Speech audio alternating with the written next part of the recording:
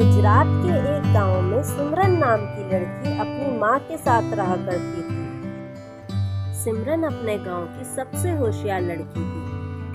पढ़ाई में आगे, खेल कूद में आगे, घर के हर काम को समझदारी से करती थी। यहाँ तक कि गांव वालों की मदद करने में कभी पीछे नहीं हटती।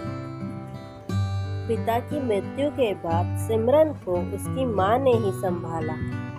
रोहित सिमरन का बड़ा भाई था, जो एक दिन चालाकी से अपने पिता की जमीन और जायदाद बेचकर अपना करियर बनाने विदेश चला गया। जैसे तैसे सिमरन की माँ लोगों के कपड़े सिलकर 2 वक्त की रोटी कमाती। एक रोज घर के बाहर सरपंच की पत्नी सिमरन को आवाज लगाती, सिमरन बेटा कहाँ हो? देखो मैं तुम्हारे लिए काम लाई हूँ, जरा दौड़कर बाहर आओ। जी चाची आती हूँ। ये देख सिमरन, मेरा नया सूट, इसको मम्मी के पास नाप होगा, मम्मी को कहना उस नाप से सिल देंगी। ये डिजाइनर सूट है, ये असली रेशम का कपड़ा है, इसे अच्छे से सिल। अरे चाची तुम चिंता क्यों करती हो, मैं माँ को बोल दूंगी। कुछ देर बाद सिमरन के घर डाकिया एक चिट्ठी लेकर आता। भाई का पत्र मिलने पर सिमरन बहुत खुश थी। चिट्ठी खोलकर पढ़ते पढ़ते अचानक सिमरन मुस्कुराने लगती है, खुशी से झूमने लगती है और दौड़कर अपनी माँ के पास जाती है। माँ, इस बार रक्षाबंधन पर भैया हमारे घर आ रहे हैं और साथ ही एक तोहफा भी ला रहे हैं, ऐसा उन्होंने खत में लिखा है। और माँ, भैया ने आपसे अपनी गलतियों की माफी भी मांगी है, लो खुद ही देख लो। अच्छा देखूं तो? अरे माँ, तुमको पढ़ना तो आएगा ही नहीं, अभी मैं चलती हूँ, आपको मैं बाद में दिखाऊंगी। वो पूरे गांव में जाकर शोर मचाने लगी, चाचा इस बार तो रक्षाबंधन के दिन मैं अपने सगे भाई को ही राखी बांधूंगी। दादी, रक्षाबंधन पर मेरा भाई आ रहा है। तभी सिमरन को याद आता है कि उसके पास तो राखी खरीदने के पैसे हैं ही नहीं।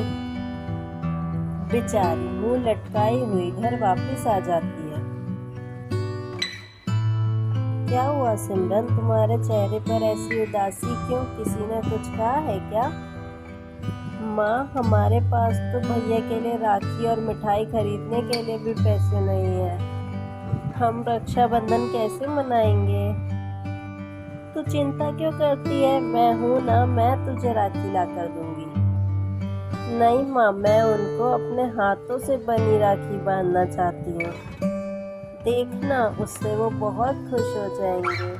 पर रेशमी धागे तो बहुत महंगे होते हैं ना, उनके बिना मैं राखी कैसे बनाऊं? तभी सिमरन को वो सरपंच का रेशमी सूट याद आता है। वो भागकर जाकर उसमें से कुछ धागे लेकर अपने भाई के लिए राखी बनाती है। कुछ दिन बाद रोहित और सोनम की फ्लाइट लैंड होती है। रोहित, अभी भी टाइम है, हम नेक्स्ट फ्लाइट से अपने कंट्री वापस भी जा सकते हैं। सीरियसली, एक राखी के लिए तुम इतनी दूर से इतना खर्चा करके यहाँ आओगे? I can't believe this. It's okay Sonam, हम यहाँ छुट्टियाँ मनाने आए हैं, अब कोई और बहाना नहीं मिला तो राखी का ही बहाना बनाना पड़ा।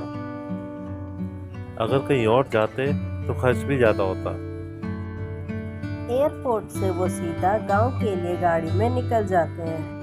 रक्षाबंधन का दिन था। सिमरन समय पर नहाकर सारी तैयारियां कर ली, कहीं आखिरी वक्त पर वो कुछ भूल न जाए। आखिर बहुत सालों बाद उसका भाई राखी पर घर जो आ रहा था। कुछ ही देर में उनकी गाड़ी घर के बाहर आकर रुकती है। गाड़ी की आवाज़ सुनकर सिमरन और उसकी माँ घर के बाहर आ जाती हैं। सिमरन और माँ के फटे कपड़े देखकर सोनम को उनसे चिढ़ हो जाती है।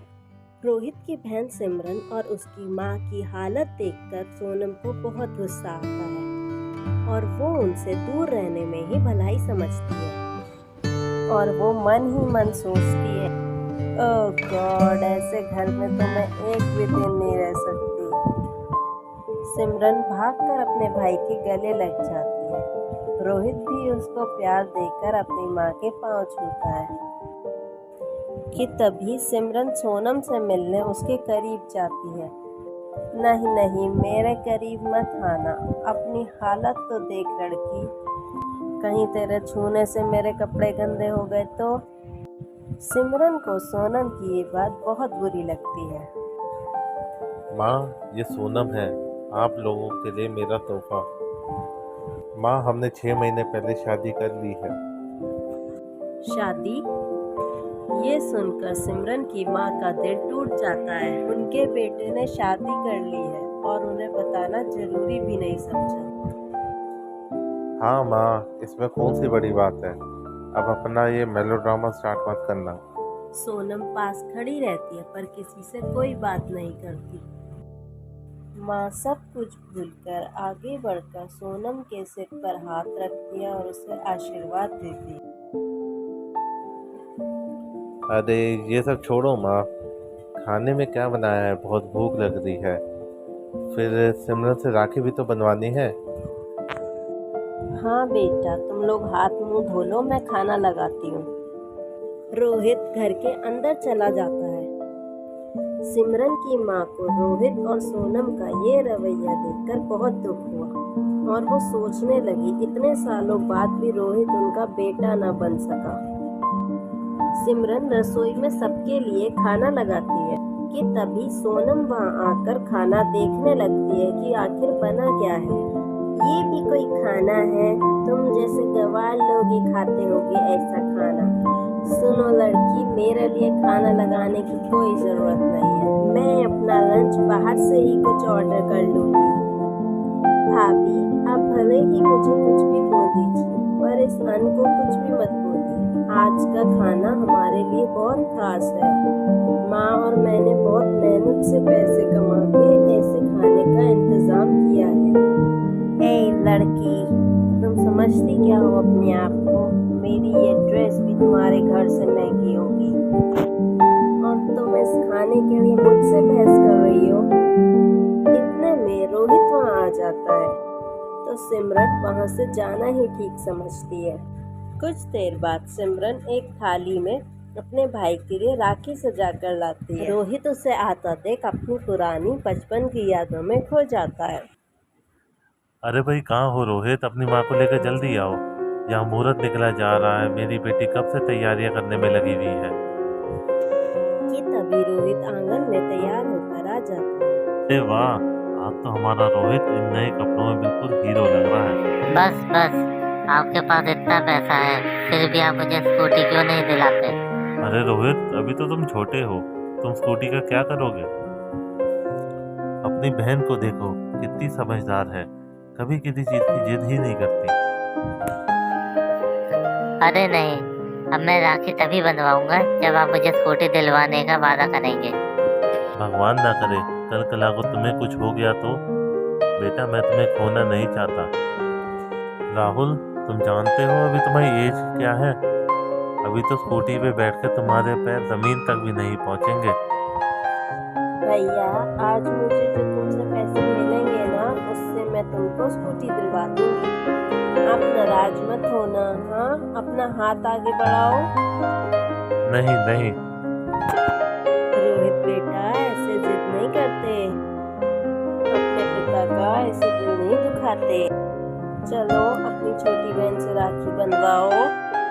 भैया, तुम्हें रेड राखी पसंद है ना? देखो, पिताजी ने मुझे इतनी सारी रेड राखियां दिलवाई। ये क्या सिमरन, तुमने इस बार मेरे लिए रेड कलर की राखी नहीं ली? आज इतने सालों बाद मैं तुमसे राखी बंधवाने आया हूँ और तुमने मेरी फेवरेट राखी भी नहीं खरीदी। भैया, आपके लिए राखी मैंने अपने हाथों से घर पर बनाई है। इन सब बातों में फिर से सोनम को बोलने का मौका मिल गया और इस बार तो उसने हद ही कर दी। तुम लोगों की तो राखी खरीदने की भी हैसियत नहीं है। जानती भी हो, मैंने अपने भाई को सोने की राखी बेची है और कुकीज और चॉकलेट के बहुत सारे बॉक्सेस। कभी नाम भी सुना है कुकीज का? रोहित ये सब चुपचाप सुनता रहता है पर सोनम से कुछ नहीं बोलता। माँ को सोनम की इस बात पर बहुत गुस्सा है। वो उससे कुछ कहती इससे पहले सिमरन ने कहा सोनम को सबक सिखाने का फैसला किया। भाभी, भले ही आपकी राखी सोने की थी, फिर भी ऊपर वाले ने आपको वो नसीब नहीं दिया कि आप अपने हाथों से रक्षाबंधन की रस्म पूरी कर सको, अपने भाई को अपने हाथों से राखी बांध सको। इससे बेहतर तो इस गरीब बहन की राखी है जिसका नसीब उस सोने की राखी से भी कहीं गुना अच्छा है, क्योंकि इसे एक बहन ने अपने हाथों से अपने भाई की कलाई पर बांधी है। सोनम, आज तुम जिस वजह से अपने पैसों का रोब हम पर दिखा रही हो, भूलो मत ये पैसा मेरे पति का है। अगर रोहित हमसे छल करके उस दिन जमीन के पेपर पर अंगूठा ना लगवाता तो आज हम इस गांव के सबसे अमीर लोग होते। उन्हीं पैसों से तुम दोनों आज भी अपनी जिंदगी में सुख ही भोग रहे हो और मैं आज भी लोगों के कपड़े सिलकर अपने घर के लिए रोटी कमाती हूँ। आज सिमरन और मेरी जो हालत है उसका जिम्मेदार और कोई नहीं, रोहित ही है। तुम लोगों को हमारा एहसान मानना चाहिए कि इतना होने के बाद भी तुमको अपनाया है और तुम लोगों से कुछ नहीं मांगा। ये सब सुनकर रोहित अपने किए पर शर्मिंदा होता है, उसकी आंखों में आंसू आ जाते हैं। सोनम को भी ये सुनकर अपने बोले हुए अपशब्दों पर बहुत शर्म आती है। तुम दोनों को भगवान कभी माफ नहीं करेगा क्योंकि तुम लोगों ने एक बहन और माँ की गरीबी का बहुत मजाक उड़ाया है। इतना बोलते ही रोहित अपनी माँ के पैरों में गिर जाता है। पिताजी, आप और सिमरन के साथ मैंने बहुत बुरा करा है। आप तीनों का बहुत दिल दुखाया। मुझे माफ कर दीजिए माँ। आप लोगों की इस हालत का जिम्मेदार सिर्फ और सिर्फ मैं हूँ। हमें माफ कर दो माँ जी। रोहित और मुझसे जो भी गलती हुई है वो फिर कभी नहीं होगी। हम आज के बाद कभी ऐसा व्यवहार नहीं करेंगे। हम दोनों मिलकर सिमरन को खूब पढ़ाएंगे और उसकी सबसे अच्छे घर में शादी करेंगे। आप दोनों को भी अच्छी जिंदगी देंगे और आज से हम सब मिलकर साथ ही रहेंगे। मुझे एक मौका दो माँ, मैं सब कुछ ठीक कर दूंगा। माँ, भैया और भाभी को माफ कर दो ना। आज राखी का त्योहार है, एक बहन को उसका भाई मिल जाएगा। इससे ज्यादा तुम्हें क्या चाहिए? हम सब मिलकर खुशी खुशी साथ रहेंगे। सिमरन की इस बात से माँ का दिल पिघल जाता है और वो सब कुछ भुलाकर उन्हें माफ कर देती है और पहले की तरह रोहित को अपना लेती है।